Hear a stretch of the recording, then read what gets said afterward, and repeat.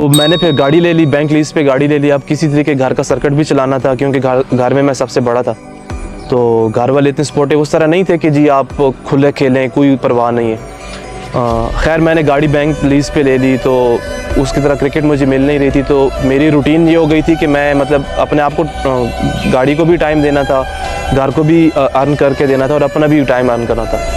तो मैं सुबह 5:15 बजे तकरीबन 5 बजे उठता था, 5:15 जमात हो जाती थी, फजर की नमाज़ पढ़ता था, स्ट्रेट अवे ऑनलाइन हो जाता था। तो वो ऐसे था कि सुबह 5 बजे से लेके जो 10:30 11 बजे का टाइम था, क्योंकि ऑफिस से सारे आने जाना, कॉलेजेस यूनिवर्सिटीज़ होता था, तो वो मैं ये 4-5 घंटे जो थे ये मैं उसमें स्पेंड करके उसके बाद मुझे जो 11 बजे से लेके 1 बजे का जो टाइम मिलता था उसमें मैंने बॉलिंग करनी होती थी 2 घंटे, और इसमें रेस्ट कोई नहीं था कि मैं रेस्ट करता था, सिर्फ थोड़ा सा लंच होता था वो कर लेता था।